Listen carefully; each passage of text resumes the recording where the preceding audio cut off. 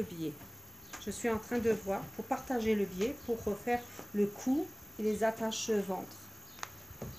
Donc je suis en train de regarder, c'est à vous de voir après comment faire avec le biais. Parce qu'il faudra le coudre, mais il y a aussi, donc moi je pose comme ça sur mon tablier le biais. Voilà. Y compris le cou. Il faut laisser de la marge, hein. C'est à vous de calculer le truc. Là. Là, en laissant un peu de marge. Là, voilà. Et on regarde qu'est-ce qui reste de côté. Comme ça. Je mets des épingles pour voir. Voilà. Pour voir. Voilà. Exactement ce que je dois faire. Là, ça, ici. Après, il faut, voilà. Il faut laisser un peu de marge. Voilà. C'est à vous de... Je mets des épingles pour voir qu'est-ce qui me reste. Pour rattacher le corps. Si c'est à peu près la même chose.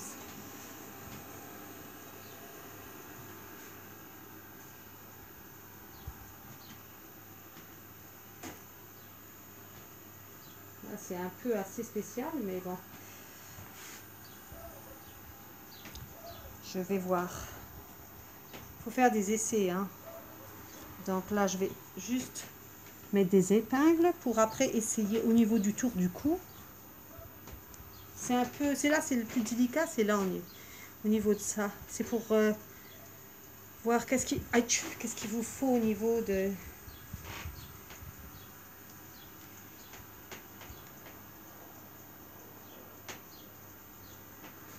la longueur. Voilà, ça devrait être bon. Donc moi j'ai fait comme ça, c'est pour voir qu'est-ce qui va sur la tête, voilà, comme ça, et qu'est-ce qui va faire comme attache. Voilà, donc c'est à vous de voir après avec votre tablier, qu'est-ce qui reste derrière pour attacher. Est-ce que vous arrivez? Est-ce qu'il faut plus? Voilà. Donc moi ça m'a l'air correct, on va dire ça comme ça. Ouais, ça... Il y a un petit bout, quoi. Des fois, on a des ficelles qui tombent tellement loin. C'est pas plus mal d'avoir un peu court. Voilà. Donc là, c'est bon. Là, c'est bon, donc ma mesure là est très bien. Donc là, j'ai déjà fait donc le tour du ventre et tout, du cou. Hein, je vous le remontre. Voilà. Comme ceci, pour attacher là derrière. Après, ça fait pas des millions de... Ça fait pas un grand flot. Après, c'est à vous de voir. Si vous voulez plus, vous mettez plus. Moi, j'aime bien quand il y a moins derrière. Voilà. Après, il faut voir aussi avec la couture une fois fini. Donc, c'est parfait pour moi. Ok. Donc, ça, c'est la première partie. Pour le biais. Ensuite, il faut mettre un petit bout.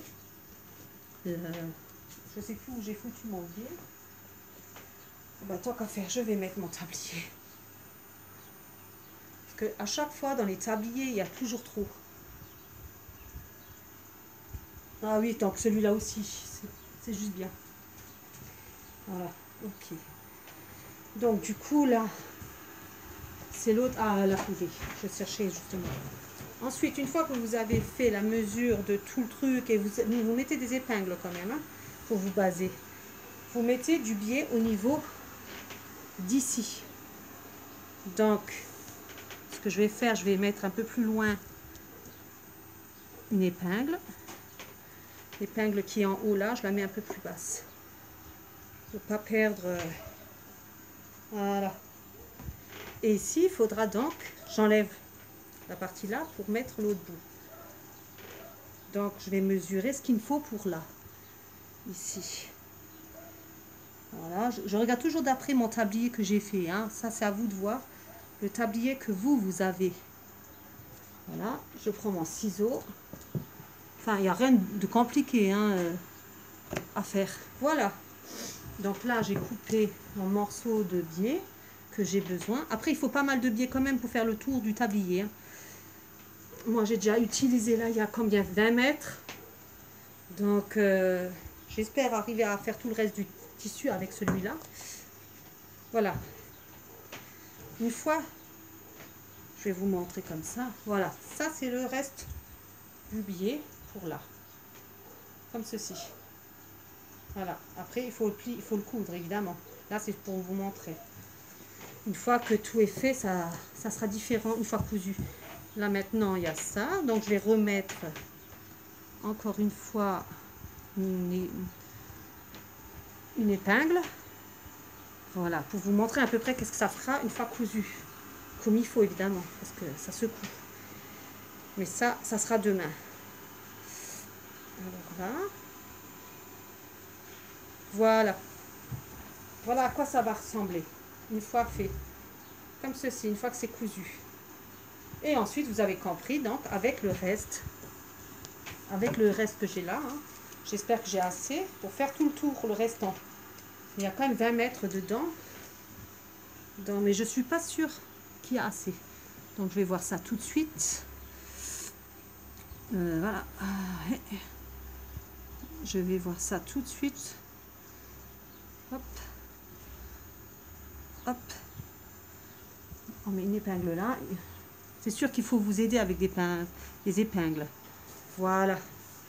Et ensuite, je vais m'asseoir un petit peu. Donc maintenant, je vais essayer donc de faire tout le biais pour voir si j'ai assez de biais pour faire tout le tour. Après, il vaut mieux avoir assez. Hein. Moi, j'avais 2 paquets, donc il n'y a pas de problème. J'ai 40 mètres en tout. Après, voilà, il faut bien voir si vous avez assez de biais. Donc là, je suis en train de faire le tour du tablier. Voilà. En espérant que j'ai assez avec 20 mètres. Parce qu'il me semble que je n'ai pas utilisé. Si j'ai utilisé, c'est un petit peu du 20 mètres. Pour les autres bricolages. Donc voilà. Encore une fois. Donc là, je suis en train de faire le tour de mon tablier. Aïe! Je me suis piquée. Ah ça, c'est les risques. Alors voilà, donc j'essaye de... Voilà. C'est pratique avec le biais. On pouvait faire autrement. Mais disons, ça fait plus propre quand on a du biais. Sinon, il faudra rajouter 2 cm et plier en 2 fois. Faire un beau pli. Un beau pli. Mais disons voir qu'avec le biais, c'est plus simple, c'est plus pratique. Ah, comme je vous disais, j'ai pas assez de biais. Donc, il faudra que j'entame l'autre biais. Parce que là, je suis en train de voir. J'arriverai pas jusqu'en haut à terminer mon tablier. Donc, il faut un peu plus... il faut pas mal, quoi. Un peu plus de 20 mètres de biais. Je suis en train de voir, mais là, je pensais avoir assez, mais là, non. Là, j'ai vraiment pas assez. Il faudra que j'entame, je pense, le deuxième biais. Après, si vous avez 2 sortes de couleurs de biais, vous pouvez très bien faire en 2 couleurs le biais. C'est-à-dire, au niveau du cou jusqu'à la tache de derrière, vous pouvez faire une couleur. Et après, en noir, par exemple, et de l'autre côté, du blanc. Après, je ne sais pas combien de couleurs il y a. Je ne sais pas combien de couleurs il y a de biais. Non, mais là, je vous dis honnêtement, voilà. Il n'y a pas assez. Dommage, je pensais avoir assez de biais. Je devrais en ouvrir le deuxième paquet. Ouais, non, ça va pas jusqu'au bout. C'est dommage parce qu'il ne me manque pas grand-chose. Donc, je ne sais plus si j'avais déjà utilisé ce truc-là. Parce que normalement, il y a 20 mètres. Vous voyez, il reste ça qu'il n'y a pas. C'est dommage. Ça fait quand même un bon bout. Donc, je dois ouvrir l'autre biais. Je n'ai pas le choix. J'ai pas le choix que ouvrir un autre paquet. Pour un petit bout, c'est dommage. Mais bon, là, on n'a pas trop le choix. Donc voilà, j'ai pris un autre biais. Ce qu'il y a, c'est marqué 20 mètres. Non, 20 cm. Non, il y a 20 mètres sur 4 cm. C'est... Non, c'est 4 mètres de 20 cm. Je ne comprends pas trop ce qui est écrit dessus.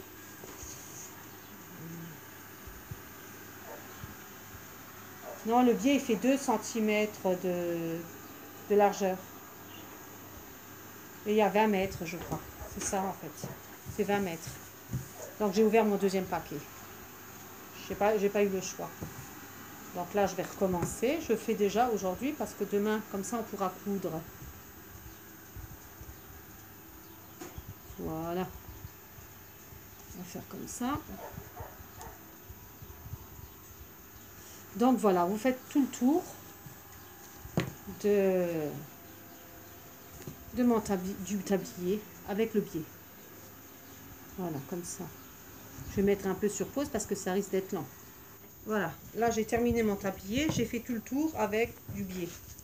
J'ai plus qu'à le coudre demain. Maintenant, je vais faire une poche. Si vous avez un tablier avec une poche pour le reproduire, moi je l'ai fait. Donc j'ai posé mon tablier sur la table et j'ai senti les coutures là. J'ai fait tout autour la forme de la poche.